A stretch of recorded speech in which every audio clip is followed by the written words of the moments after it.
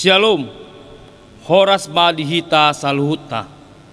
Seluruh pendeta dan majelis gereja HKBP Jalan Lejen Suprapto menyampaikan selamat hari Minggu buat Bapak, Ibu, dan saudara-saudaraku yang beribadah pada hari Minggu ini. Selamat hari Minggu, kiranya kasih Allah melimpah dalam kehidupan kita masing-masing.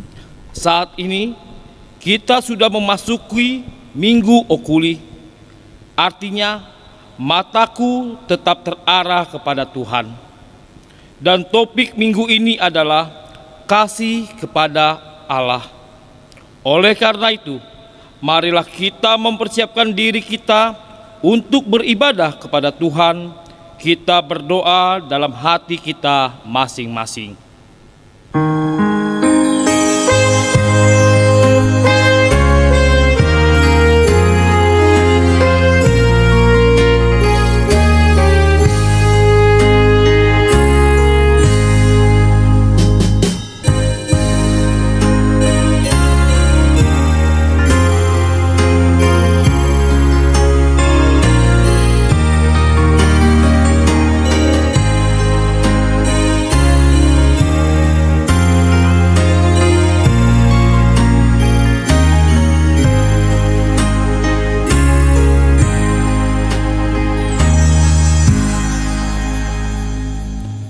Amin. Dengan sukacita kita agungkan nama Tuhan dengan lagu yang merdu.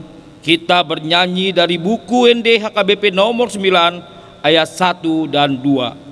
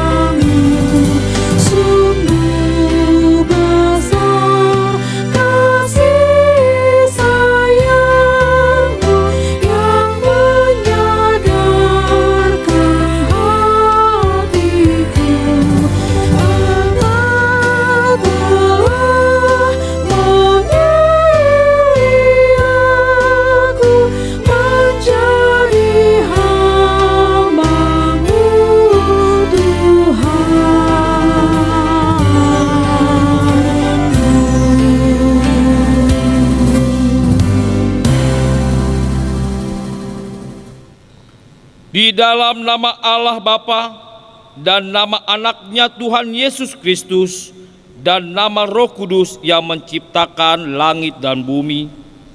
Amin. Berpalinglah kepadaku dan kasihanilah aku, sebab aku sebatang kara dan tertindas.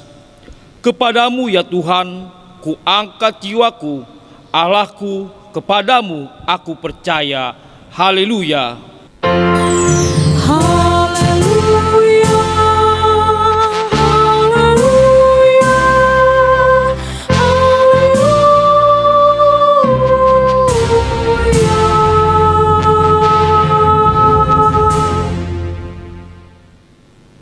Marilah kita berdoa. Bapa kami yang di surga, Maha Pengasih bagi umat manusia, Engkau memberikan anak-Mu yang tunggal itu memikul semua dosa kami sampai di kayu salib. Kuatkan hati kami, supaya kami yakin akan keampunan segala dosa melalui anak yang Engkau cintai, Tuhan Yesus Kristus, Tuhan kami. Amin.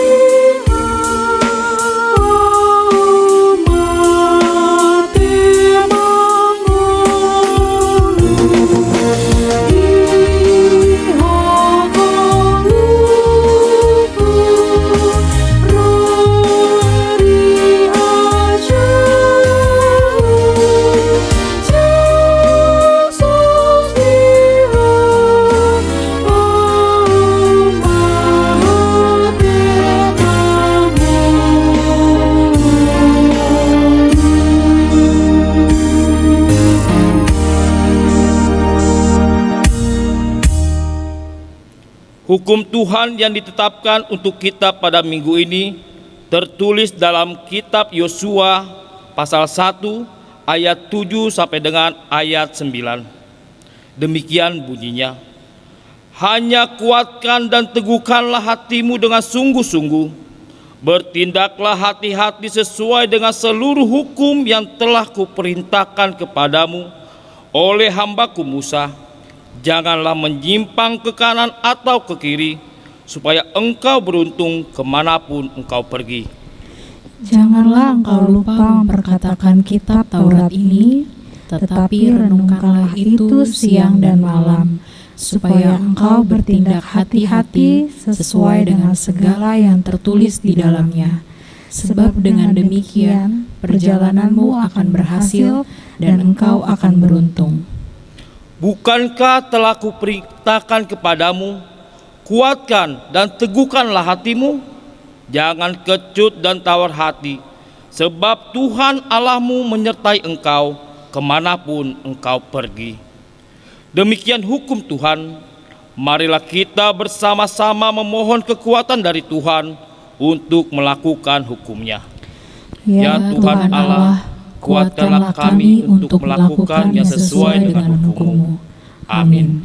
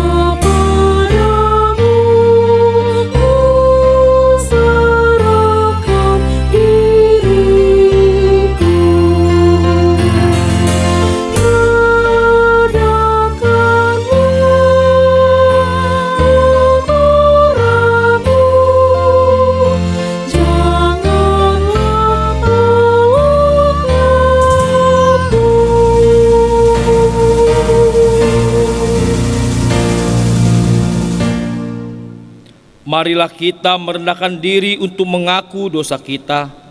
Kita berdoa. Ya Bapa kami yang di surga, Allah yang maha kasih kepada kami orang yang hina ini. Engkau selalu mengingatkan kami umat-Mu untuk selalu mengasihi Engkau melebihi segala-galanya.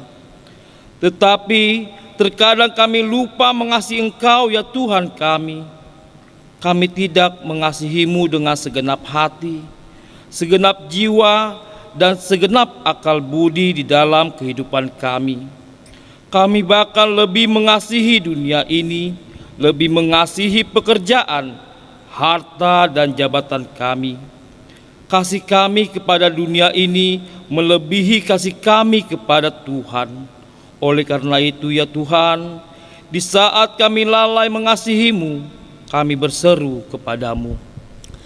Tuhan, kasihanilah kami, ampunilah dosa-dosa kami. Ya Allah Bapa kami yang di surga, Engkau mengampuni dosa kami orang yang hina dan tercela ini di dalam anak kesayangan-Mu. Kasihanilah kami orang yang berduka cita yang berdosa ini. Nyatakanlah di dalam hati dan jiwa kami ini akan keampunan segala dosa dan kesalahan kami itu. Karuniakanlah Roh Kudus bagi kami untuk memberi kekuatan, keteguhan, dan ketetapan hati, supaya iman kami tidak tergoyahkan. Bimbing dan ajarlah kami ya Tuhan, agar kami benar-benar dan sungguh-sungguh menyerahkan diri, hati, dan jiwa kami kepadamu saja, sebagai korban yang hidup dan kudus, oleh sebab anak-Mu, Yesus Kristus, Tuhan kami. Amin.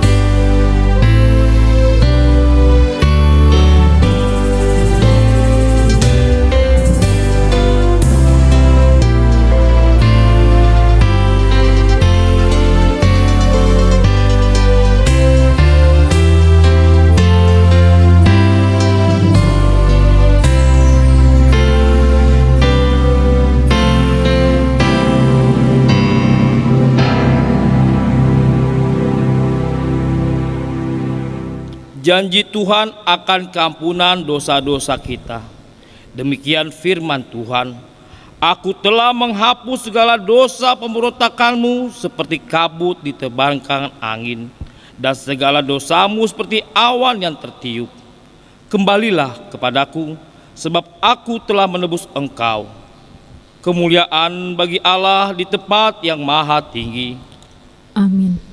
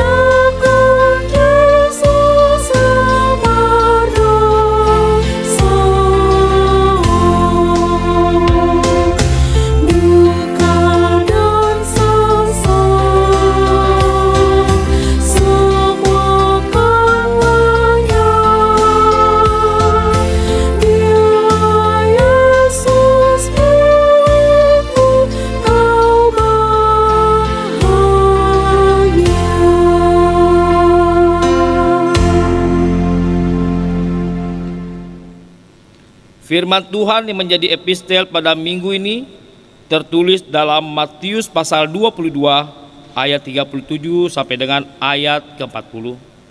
Kita membaca secara responsoria. Jawab Yesus kepadanya, "Kasihilah Tuhan Allahmu dengan segenap hatimu, dan dengan segenap jiwamu, dan dengan segenap akal budimu. Itulah hukum yang terutama dan yang pertama. Dan hukum yang kedua yang sama dengan itu ialah, kasihilah sesamamu manusia seperti dirimu sendiri. Pada kedua hukum inilah tergantung seluruh hukuman Taurat dan kitab para nabi. Demikian firman Tuhan. Berbahagialah orang yang mendengarkan firman Tuhan serta memeliharanya dalam hatinya. Amin.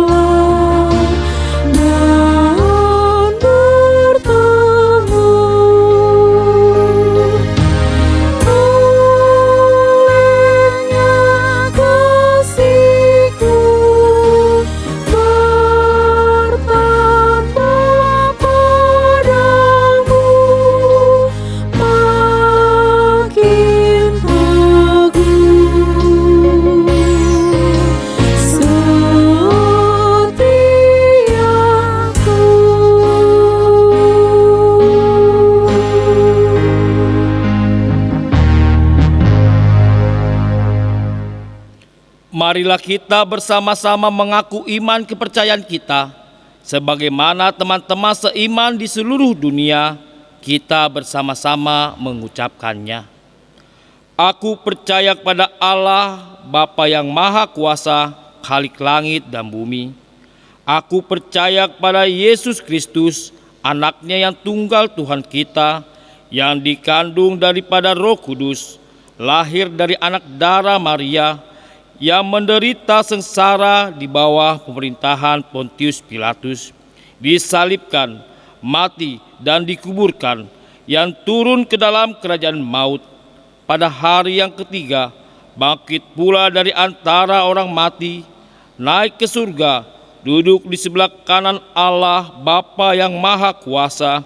Dari sana akan datang kelak untuk menghakimi orang yang hidup dan yang mati. Aku percaya kepada Roh Kudus dan adanya satu gereja yang kudus dan am, persekutuan orang kudus, pengampunan dosa, kebangkitan daging, dan hidup yang kekal. Amin.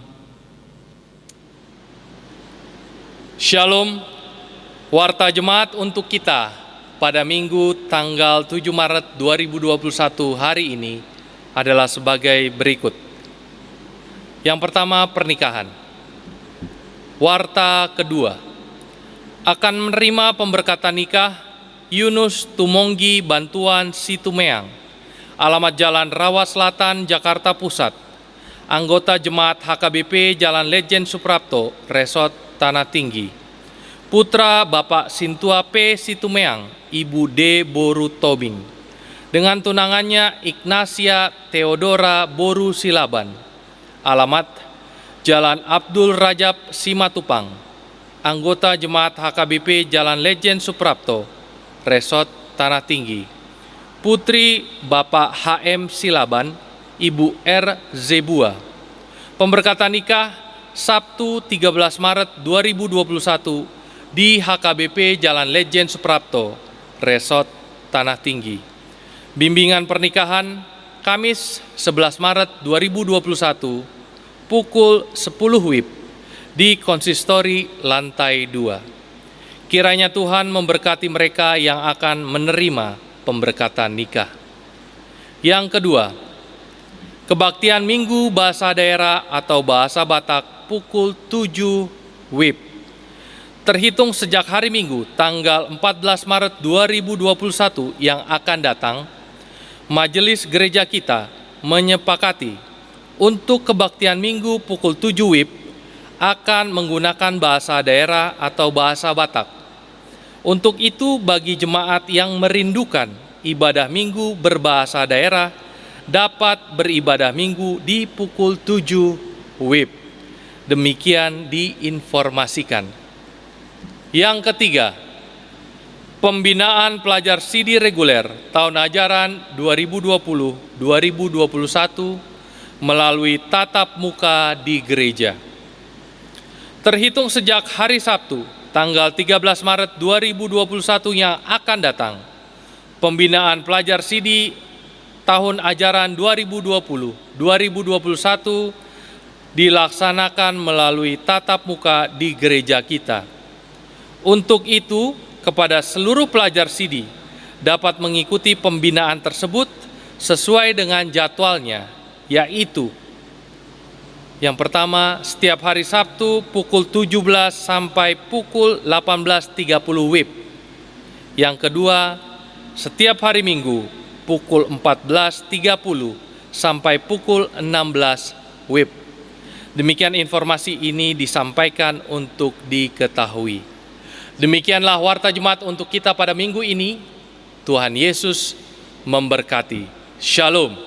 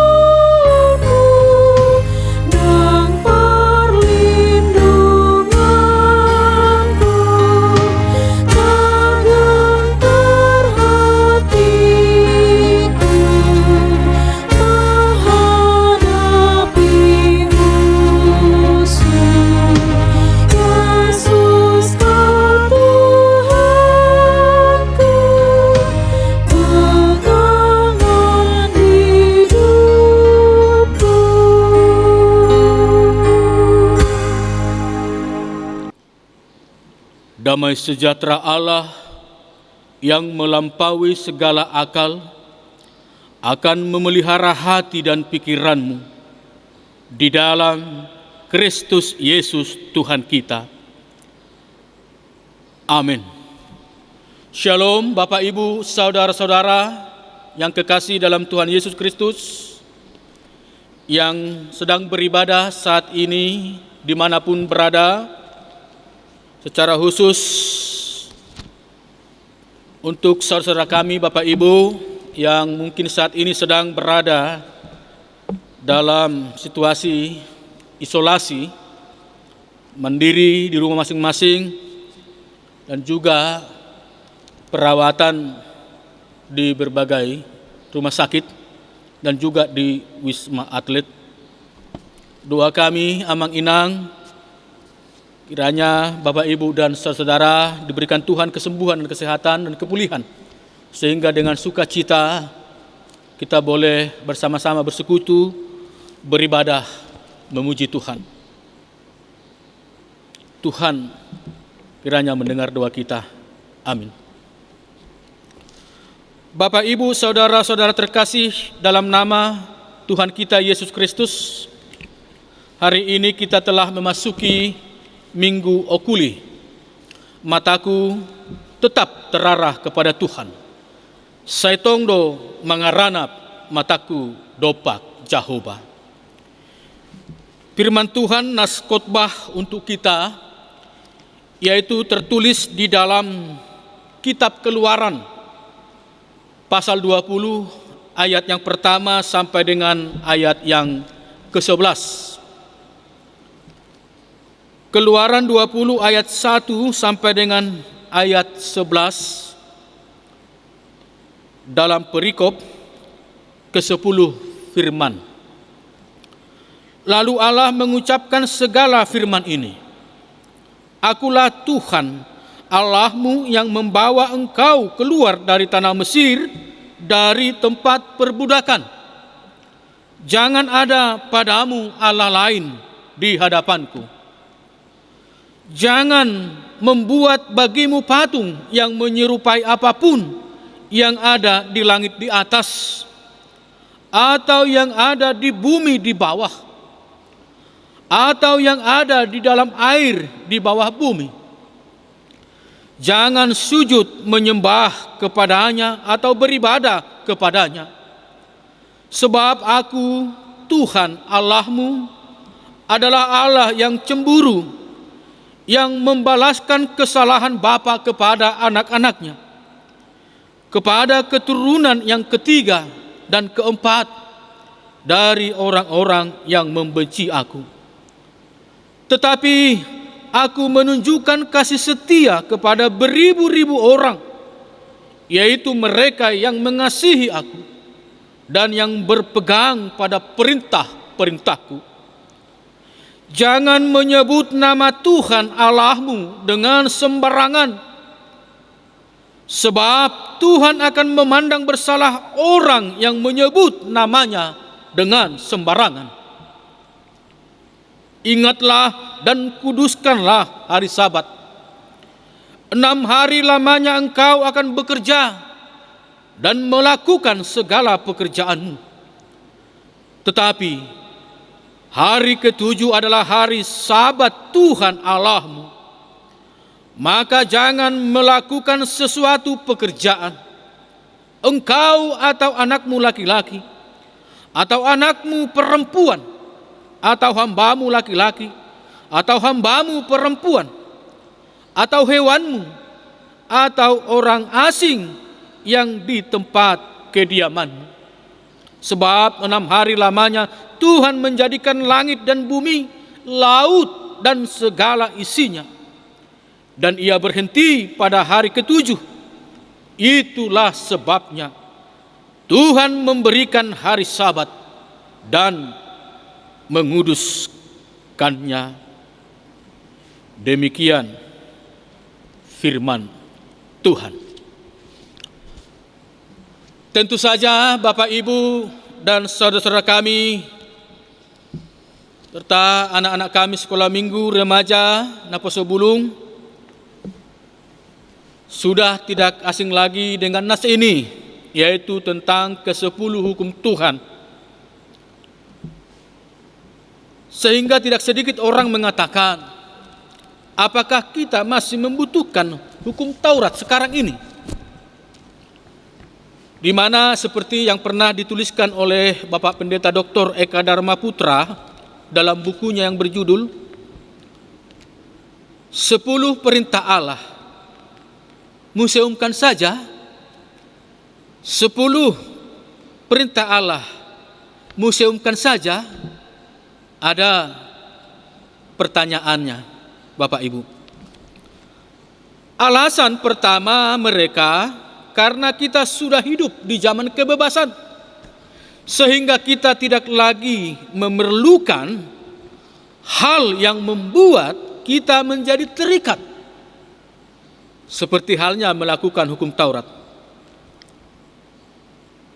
Dan yang lain mengatakan kita masih menghormati hukum Taurat itu, tetapi hanya sebagai warisan sejarah saja, bukan untuk melakukannya. Dan yang lain juga ada yang mengatakan hukum Taurat itu kan di zaman Musa pada Perjanjian Lama, sementara kita sudah di zaman Perjanjian Baru, di mana Tuhan Yesus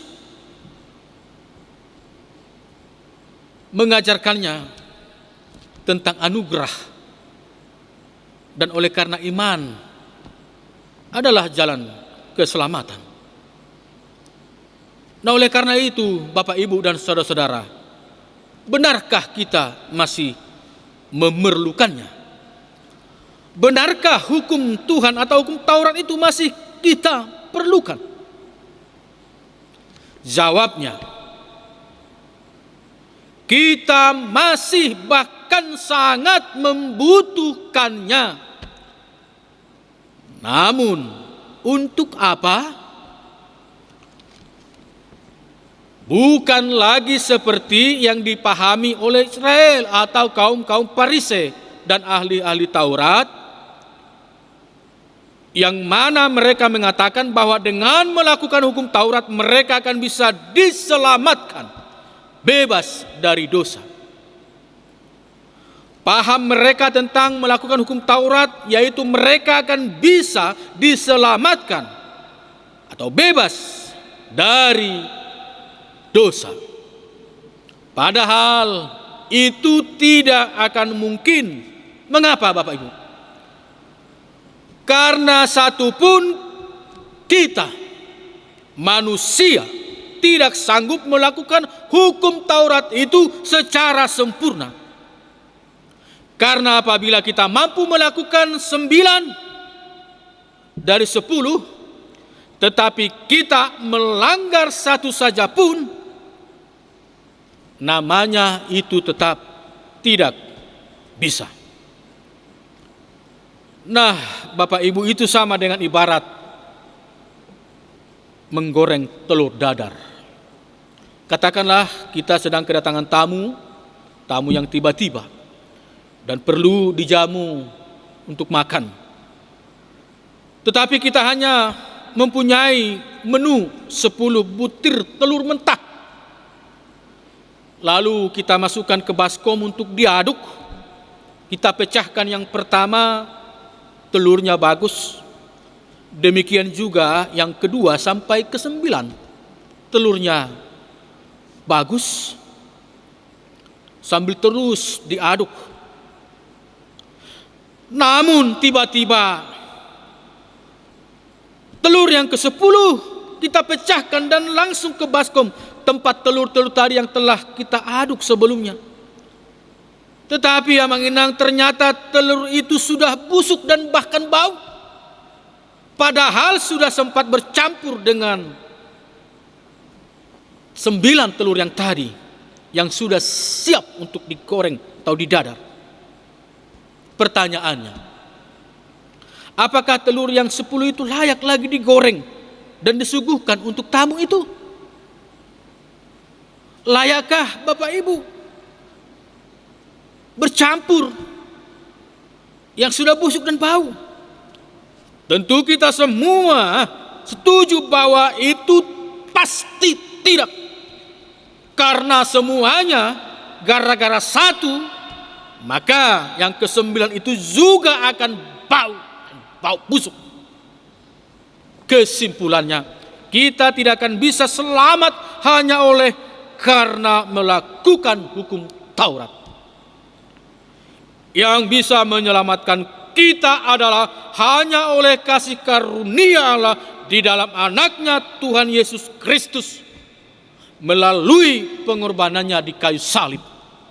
Dan kita terima melalui iman hanya oleh karena anugerah Tuhan. Di kayu salib itulah Tuhan kita Yesus Kristus menggantikan kita untuk memikul seluruh tuntutan hukum Taurat tersebut. Seluruh tuntutan dosa tersebut. Sebagaimana tertulis dalam Galatia 3 ayat 13. Kristus telah menebus kita dari hukum Taurat dengan jalan menjadi kutuk karena kita. Sebab ada tertulis, terkutuklah orang yang digantung pada kayu salib. Itulah kasih karunia Allah. Hukum Taurat berguna sebagai penuntun, sebagaimana dikatakan dalam Galatia 3 ayat 24. Jadi hukum Taurat adalah penuntun bagi kita sampai Kristus datang, supaya kita dibenarkan karena iman. Roma 3 ayat 20 juga mengatakan, sebab tidak seorang pun yang dapat dibenarkan di hadapan Allah oleh karena melakukan hukum Taurat. Karena justru oleh hukum Taurat orang mengenal dosa. Bapak, Ibu, dan saudara-saudara terkasih dalam nama Yesus Kristus, Tuhan memberi kita hukum Taurat sebagai penuntun atau rel yang menuntun kita untuk mengenal Tuhan Yesus Kristus. Bila kita berjalan di atas rel sesuai tuntunan hukum Taurat itu, maka kita akan hidup sesuai dengan kehendak Tuhan dan kita akan tiba pada sasaran, yaitu hidup yang kekal. Hukum Taurat itu bagaikan cermin yang memperlihatkan dosa-dosa kita, sehingga kita mau mengakuinya dan menyadarkan kita untuk memohon pengampunan kasih Allah.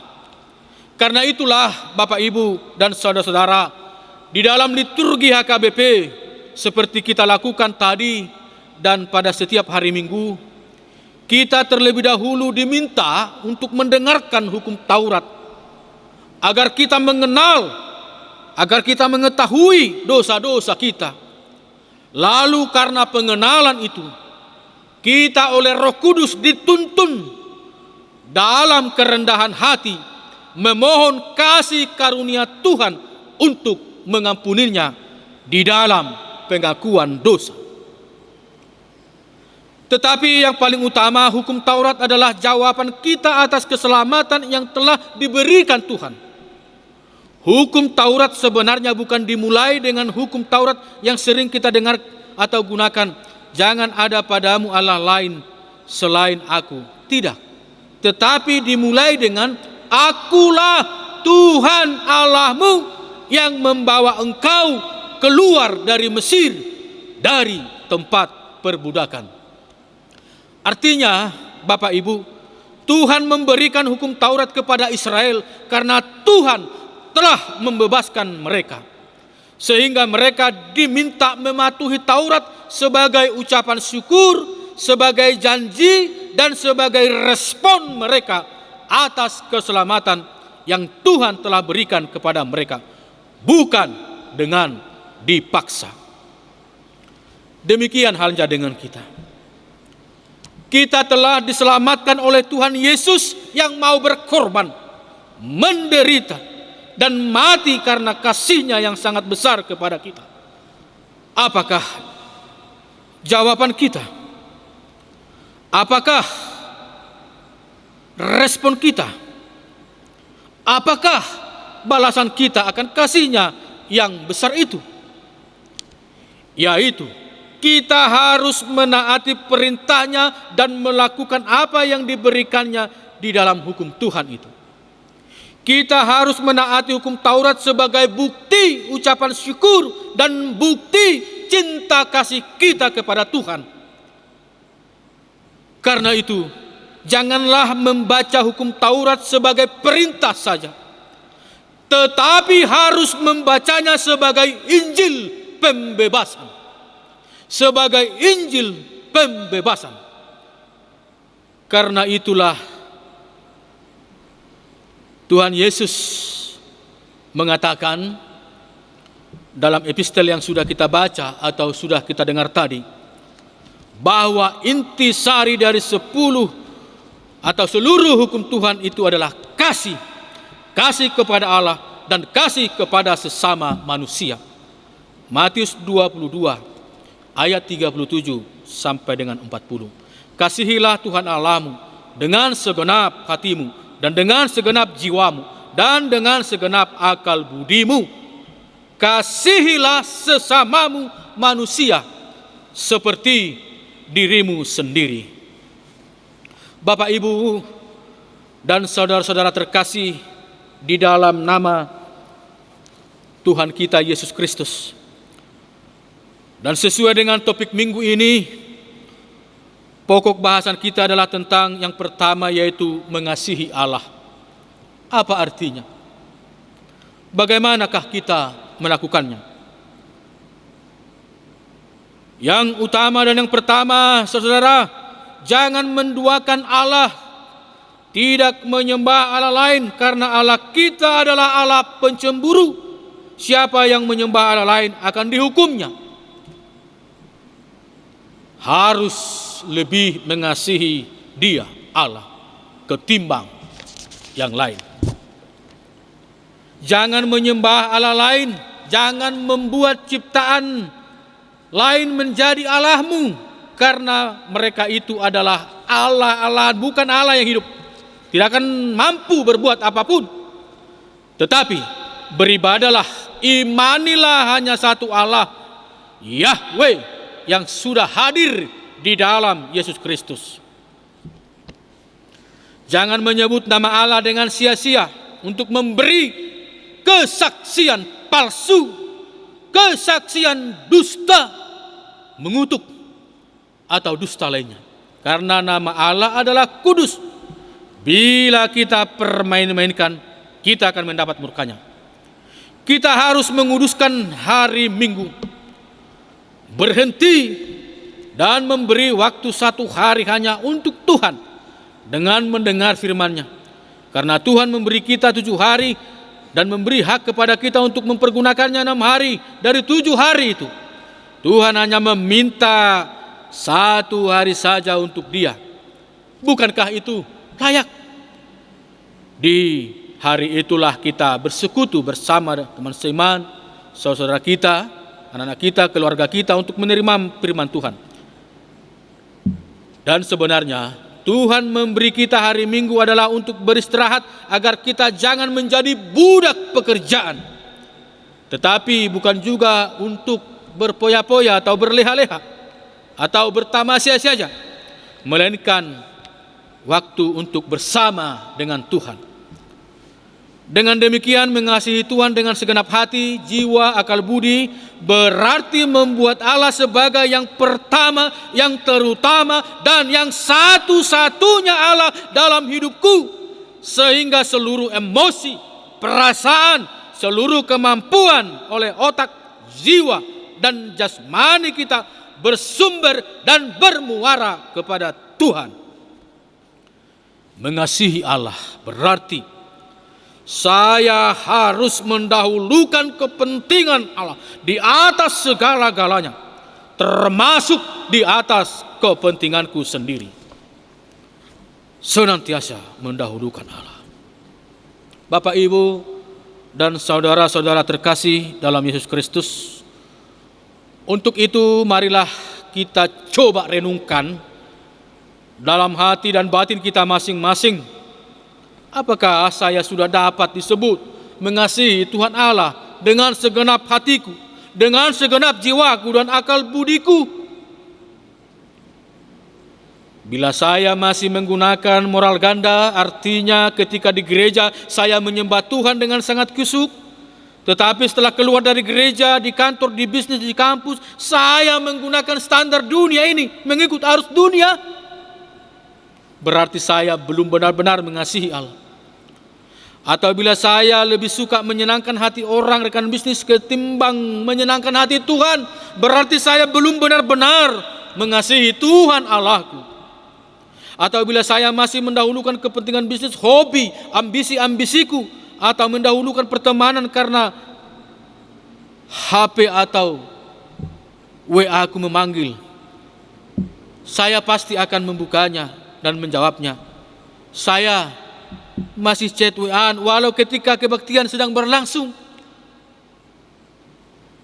Ataukah benar-benar saya dengan secara utuh memberikan ibadahku kepada Tuhan, sehingga kebaktian dan ibadah yang ku ikuti adalah kebaktian dan ibadah yang sungguh-sungguh dan benar-benar merasakan kehadiran Tuhan?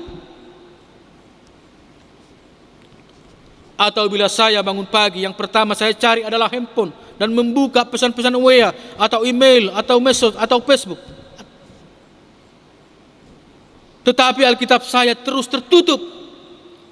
Bahkan Alkitabku sangat rindu untuk saya buka, untuk saya baca, untuk saya pelajari. Tentu ini kita renungkan, Bapak, Ibu, dan Saudara. Atau apakah saya bisa disebut mengasihi Allah dengan segenap hati bila emosi saya masih belum dapat saya kendalikan, dan amarah saya masih meledak-ledak dan menimbulkan banyak perselisihan? Atau bila saya masih memberi diri saya dikuasai oleh hasrat untuk memiliki dan menikmati semua yang ada di dunia ini, ketimbang memberi seluruh hidup saya dikuasai oleh Tuhan Yesus?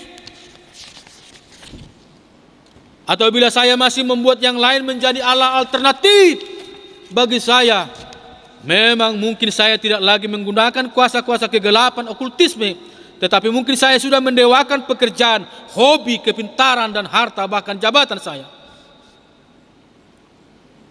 Ataukah seperti nama minggu ini berokuli, apakah mata kita masih tetap terarah kepada Tuhan bila kita menghadapi masalah?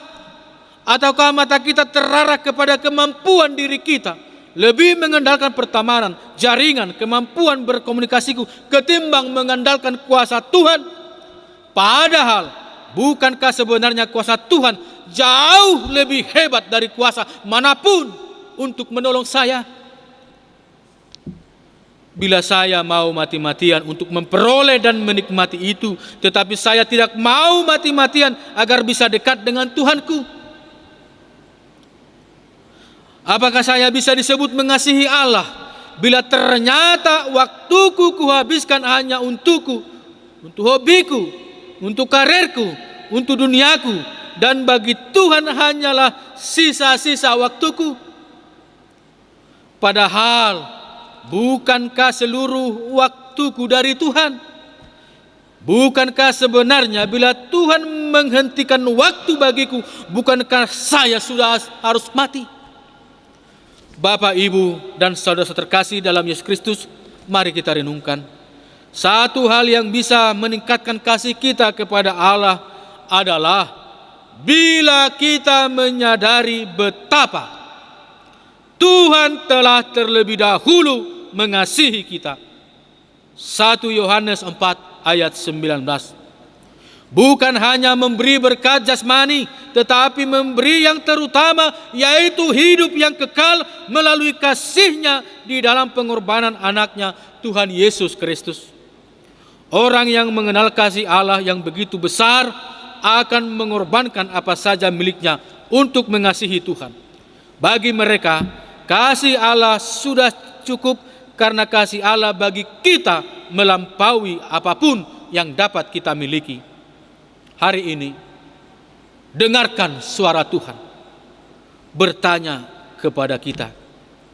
Hai, sebutkan namamu dalam hatimu, Bapak, Ibu, Saudara.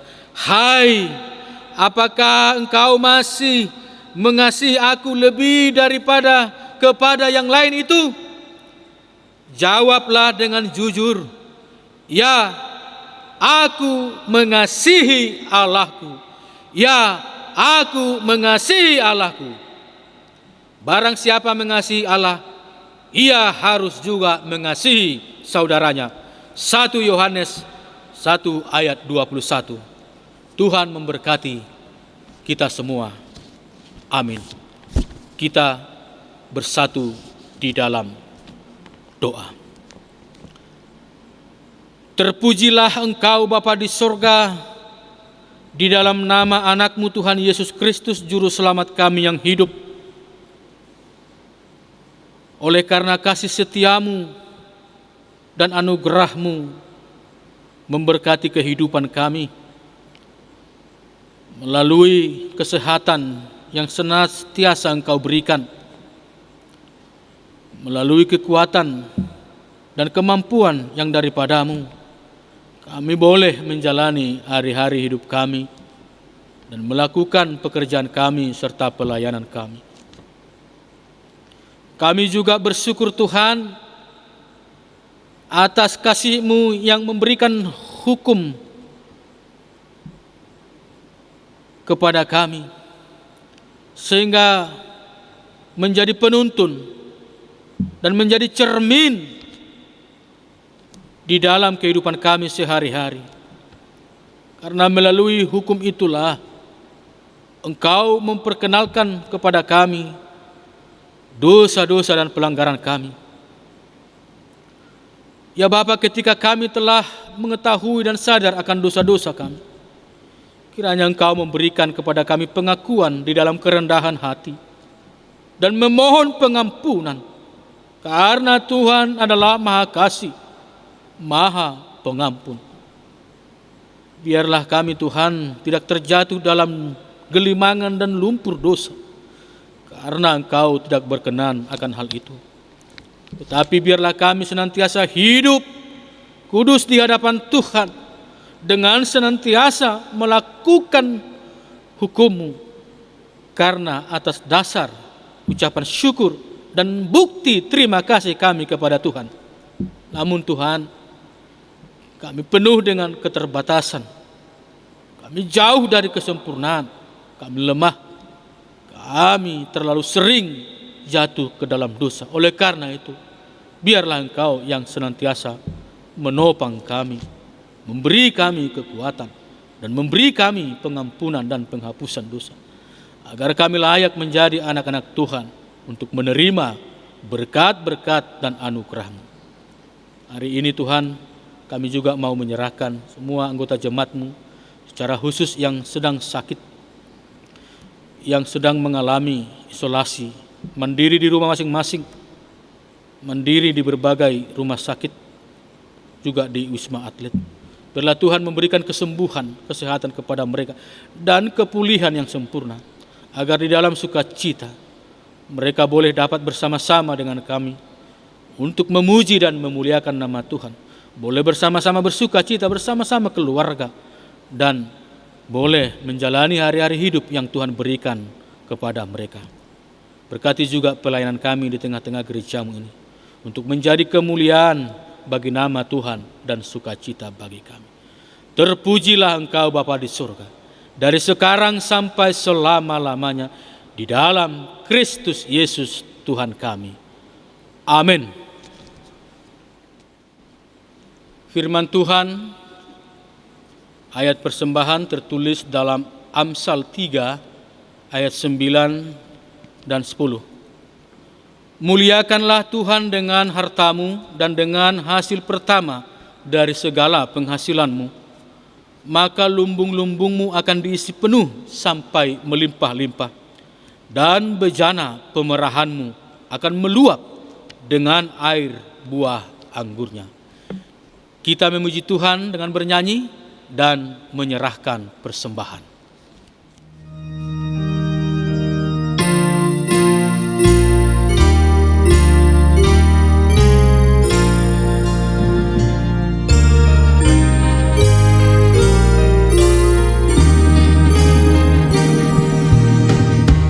Oh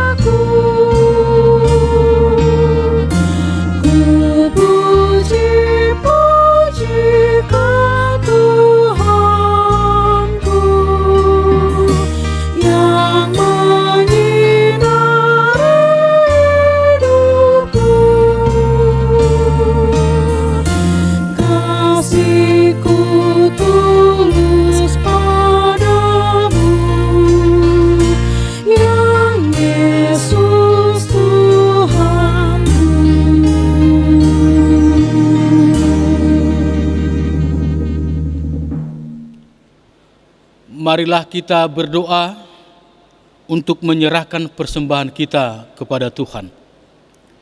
Ya Allah, Bapa kami yang di surga, kami mengaku bahwa Tuhan adalah sumber dari segala karunia yang melimpah dalam kehidupan kami masing-masing. Sebahagian daripada karunia itu kami serahkan kembali sebagai persembahan kepada Tuhan. Terimalah dan berkatilah persembahan umat-Mu ini, agar dapat kami pergunakan untuk pekerjaan dan pelayanan kerajaan Tuhan di dunia ini.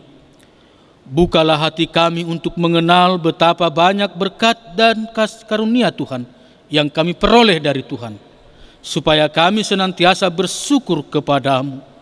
Di dalam nama Yesus Kristus Tuhan kami. Amin. Tuhan karuniamu pada jiwaku semua, nyawa juga hidupku, harta milikku semua, kuserahkan padamu, aku selama-lamanya.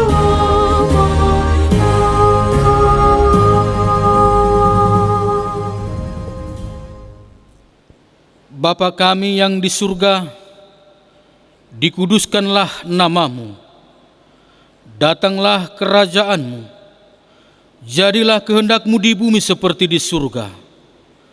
Berikanlah kami pada hari ini makanan kami yang secukupnya, dan ampunilah kami akan kesalahan kami, seperti kami juga telah mengampuni orang yang bersalah kepada kami. Dan janganlah membawa kami ke dalam pencobaan, tetapi lepaskanlah kami daripada yang jahat.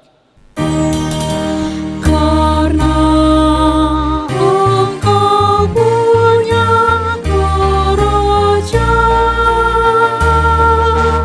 dan kekuasaan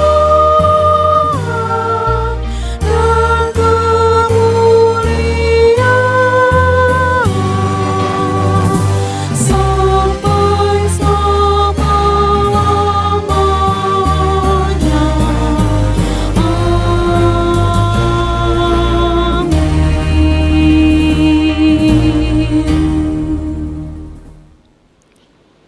Terimalah berkat dari Tuhan Allah kita. Tuhan memberkati engkau dan melindungi engkau. Tuhan menyinari engkau dengan wajah-Nya dan memberi engkau kasih karunia. Tuhan menghadapkan wajah-Nya kepadamu dan memberi engkau damai sejahtera. Amin.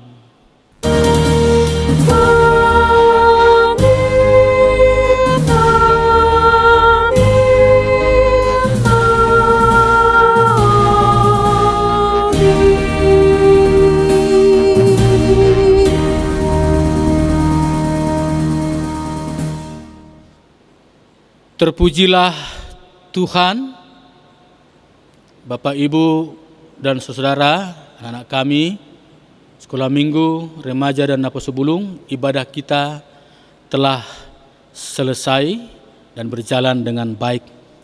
Oleh karena itu, marilah kita dengan sukacita, senantiasa juga dalam doa, Tuhan kiranya memberikan kepada kita kesehatan dan panjang umur. Dan kita akan bertemu dalam ibadah-ibadah selanjutnya. Oleh karena itu, terimalah salam dari kami, para pendeta, dan seluruh majelis jemaat atau sintua yang ada di gereja kita HKBP Jalan Ledje Suprapto Resort Tanah Tinggi. Salam sehat dan horas.